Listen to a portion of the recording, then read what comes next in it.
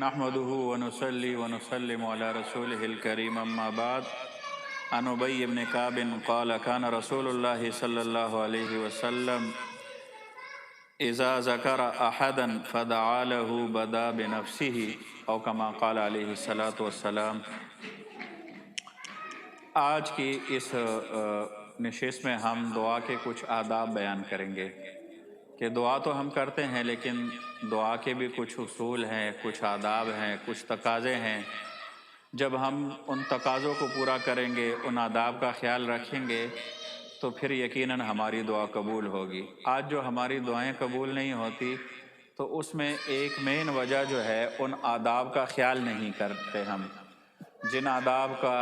رسول اللہ صلی اللہ علیہ وسلم نے ہمیں حکم دیا ہے۔ ان میں سے ایک ادب یہ ہے کہ جب بندہ دعا کرتا ہے، اللہ جل جلالہ سے مانگتا ہے، اور کوئی اس کو دعا کی درخواست کرے کہ حضرت میرے لیے بھی دعا فرما دیجئے، تو دعا کا ادب یہ ہے کہ اگر کسی کے لیے دعا کرنی ہے تو ابتدا اپنے آپ سے کرے، کیونکہ اگر کسی اور کے لیے دعا کرے گا اور اپنے آپ کے لیے دعا نہیں کرے گا تو اس کی مثال محض ایک سفارشی کی ہوگی کہ یہ اس کی سفارش تو کر رہا ہے، دعا جس کے لیے کر رہا ہے تو لازمی بات ہے یہ اس بندے کی سفارش ہے اللہ کے سامنے کہ اللہ یہ تیرا بندہ ہے، اس کی یہ حاجت ہے، یا اللہ اس حاجت کو آپ پوری فرمائیں، تو یہ ایک سفارش کی حیثیت ہوگی۔ لیکن دعا میں بتایا تھا کہ اصل عبدیت ہے، سائل بننا ہے، گدا بننا ہے اللہ کے در کا، کہ پہلے اپنے آپ کو پیش کرے کہ یا اللہ میں بھی محتاج ہوں، میں بھی تیرے در کا گدا ہوں، سائل ہوں، فقیر ہوں، ملنگ ہوں، جو بھی تواضع کے الفاظ بندے کو آتے ہیں اور جو بھی کیفیت بنتی ہے، تو پہلے اپنے آپ سے ابتدا کرے، پھر اس بندے کے لیے دعا کرے۔ میں نے روایت بھی پڑھ دی ہے کہ حضرت ابی بن کعب سے روایت ہے، وہ ارشاد فرماتے ہیں کہ رسول اللہ صلی اللہ علیہ وسلم جب کسی کو یاد فرماتے، یعنی کسی کے لیے دعا فرماتے، تو اس کے لیے دعا کرنے سے پہلے بدا بنفسی ہی، پہلے اپنے لیے دعا فرماتے۔ تو دیکھیں رسول اللہ صلی اللہ علیہ وسلم کا معمول بھی کیا تھا کہ پہلے اپنے لیے دعا فرماتے، پھر دوسرے بندے کے لیے دعا فرماتے۔ دوسرا ادب، یہ پہلا ادب ہو گیا، دوسرا ادب دعا کا یہ ہے کہ دعا جب کرے تو دونوں ہاتھ اٹھا کر دعا کرے، یوں کر کے بالکل اللہ کے سامنے عاجزی کے ساتھ، ایسے دعا کے لیے ہاتھ اٹھے ہوئے ہونے چاہیے۔ دونوں ہاتھ کھول کر بھی ثابت ہے، یہ بھی ثابت ہے۔ تو بہرحال جب دعا کرے تو دعا کے لیے دونوں ہاتھ جو ہے وہ اٹھے ہوئے ہوں۔ اس کی دلیل حضرت عبداللہ ابن عباس رضی اللہ تعالیٰ عنہ کی روایت ہے جو ابو داؤد شریف میں ہے۔ وہ فرماتے ہیں قال صلی اللہ ببطون اکفکم، کہ جب تم اللہ سے، یعنی انہوں نے رسول اللہ صلی اللہ علیہ وسلم سے ارشاد نقل کیا ہے روایت، اور رسول اللہ صلی اللہ علیہ وسلم یہ ارشاد فرماتے ہیں کہ جب تم اللہ سے سوال کرو تو ہاتھ اٹھا کر مانگا کرو، ہتھیلیوں کا رخ جو ہے وہ سامنے ہو، ہاتھ الٹے کر کے نہ مانگا کرو، یوں کر کے نہ مانگا کرو، اور جب دعا کر چکو تو ہاتھوں کو اپنے چہرے پر مل لو۔ جب بندہ دعا کرتا ہے تو ہم آمین کہہ کر چہرے پر ہاتھ مل لیتے ہیں، تو یہ دعا کے آداب میں سے ہے۔ اگرچہ دوسری بعض روایات سے یہ بھی معلوم ہوتا ہے کہ دو قسم کے حالات ہوتے ہیں بندے کے اوپر، ایک کوئی مصیبت، کوئی آفت آئی ہے تو اس میں بعض روایات میں ہاتھ الٹے کر کے دعا مانگنے کی بات آتی ہے، تو اس میں ہاتھ الٹے کر کے بھی دعا مانگ سکتے ہیں۔ اور جب دنیا اور آخرت کی بھلائی مانگنی ہے، کوئی خیر مانگنی ہے، کوئی رزق مانگنا ہے اللہ سے، کوئی شادی نہیں ہو رہی اس کے لیے آپ دعا کر رہے ہیں، کوئی دنیاوی حاجت ہے، اپنے لیے کوئی دعا کر رہے ہیں، کسی کے لیے کوئی دعا کر رہے ہیں، خیر اور بلائی والی دعا ہے، تو پھر ہاتھ پھیلا کر فقیروں کی طرح، ملنگوں کی طرح اور گداگر کی طرح اللہ سے سوال کرے۔ تو بہرحال حدیث کا مطلب یہی ہے کہ جب بھی اللہ سے اپنی کوئی حاجت بندہ مانگے تو اس کے سامنے فقیروں کی طرح ہاتھ پھیلائے، جس طرح ایک فقیر لوگوں کے سامنے ہاتھ پھیلاتا ہے، اس طرح کر کے اللہ کے سامنے اپنے ہاتھ پھیلائے۔ تو رب کریم کی رحمت جو ہے وہ جوش میں آئے گی، اور آپ جب ہاتھ منہ پہ پھیریں گے تو یہ تصور ہو کہ یا اللہ، جیسے میں نے آپ کے سامنے یہ ہاتھ اٹھائے ہیں تو اور آپ سے یہ التجا کی ہے، آپ سے یہ درخواست کی ہے، تو آپ میری دعا کو رد نہ فرمائیں اور اپنی رحمت میں سے کچھ نہ کچھ مجھے لازمی عطا فرمائیے۔ تو یہ دو ادب ہو گئے، ایک ہاتھ اٹھانا، ایک پہلا ادب ہم نے یہ بیان کیا کہ سب سے پہلے اپنے لیے دعا کرے، پھر کسی جس بھائی نے کہا ہے اس کے لیے دعا کرے، اور دوسرا ادب کہ ہاتھ اٹھا کر دعا کرے، اور تیسرا ادب یہ ہے کہ چہرے پر ہاتھ پھیرنا دعا کے آخر میں۔ یہ بھی روایات سے ثابت ہے، اس روایت میں بھی آ گیا جو ہم نے ابھی پڑھ دی ہے، اور دوسری روایات میں بھی آتا ہے کہ رسول اللہ صلی اللہ علیہ وسلم جب دعا فرما لیتے تو آخر میں اپنے ہاتھ مبارک جو ہے وہ اپنے چہرہ مبارک پر پھیر لیتے تھے۔ اسی طرح ایک ادب یہ ہے کہ دعا سے پہلے حمد و صلات ہو تو دعا کی قبولیت کے آثار اور بڑھ جاتے ہیں، دعا جلدی قبول ہوتی ہے۔ رسول اللہ صلی اللہ علیہ وسلم کے سامنے ایک شخص نے نماز پڑھی، نماز میں اس نے دعا کی، اس میں نہ اللہ جل جلالہ کی حمد و ثنا بیان کی، نہ نبی پاک صلی اللہ علیہ وسلم پر درود شریف پڑھا، تو آپ علیہ السلام نے اس شخص سے یا کسی اور سے یہ ارشاد فرمایا کہ اگر یہ کیا کرتا،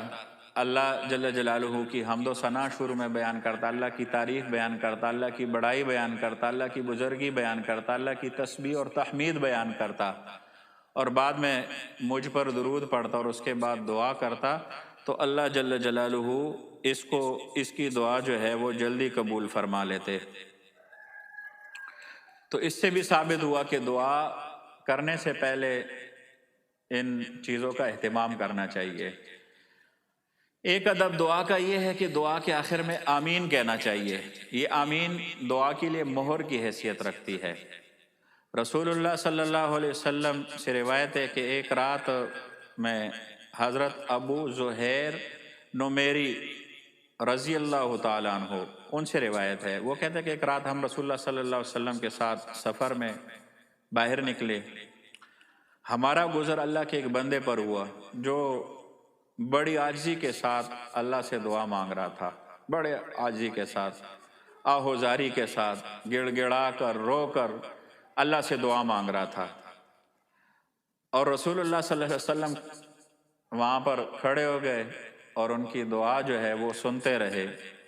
تو آپ علیہ السلام نے فرمایا اوجب ان خاتمہ، کہ اس کی دعا اللہ قبول فرما لیں گے اگر اس نے ان خاتمہ، اگر اس نے اپنی دعا پہ مہر لگوا لی اور دعا کا خاتمہ جو ہے وہ صحیح کیا۔ تو صحابہ کہتے ہیں، یہ صحابی زہیر نمیری رضی اللہ تعالیٰ عنہ، ابو زہیر نمیری، یہ فرماتے ہیں کہ ہم نے کہا کہ اے اللہ کے رسول، دعا کی مہر کیا ہے اور دعا کو صحیح طریقے سے ختم کیسے کیا جا سکتا ہے؟ تو اللہ کے رسول صلی اللہ علیہ وسلم نے ارشاد فرمایا کہ دعا کے آخر میں آمین کہنا، جب آمین کہہ دو گے تو یہ دعا آپ نے صحیح طریقے سے مکمل کی اور گویا کہ اس پہ مہر لگا دی ہے۔ یہ ختم عربی کا لفظ ہے، اس کے معنی مہر لگانا کے بھی ہوتے ہیں اور مکمل کرنے کے بھی آتے ہیں، اس لیے میں نے دونوں ترجمے کر دیے اور دونوں معنی بتا دیے ہیں۔ بہرحال ہر دعا کے خاتمے پر، ہر دعا کے اختتام پر بندہ کو یہ چاہیے کہ اس پر آمین لازمی کہنا چاہیے۔ آمین کا مطلب کیا ہے؟ آمین کا مطلب ہے کہ اللہ، میں نے جو آپ سے یہ دعا کی تو میری یہ دعا قبول فرما اور اس کو اپنی بارگاہ میں قبول فرما، تو یہ اس سے جو ہے وہ دعا جلد قبول ہوتی ہے۔ تو بہرحال یہ جو آداب ہے اگر ہم ان کا خیال کریں گے تو بڑا فائدہ ہوگا۔ دعا کا ایک ادب یہ ہے کہ بڑوں کو کبھی چاہیے کہ اپنے چھوٹوں سے بھی دعا کی درخواست کر لیا کرے۔ حضرت عمر ابن خطاب رضی اللہ تعالیٰ عنہ ایک دفعہ عمرہ کرنے کی نیت سے عمرہ کی نیت کی تو رسول اللہ صلی اللہ علیہ وسلم سے اجازت چاہی، تو رسول اللہ صلی اللہ علیہ وسلم نے فرمایا अशरिकना या उखैया फी दुआइका, ए भैया हमें भी अपनी दुआ में याद रखना, शरीक करना।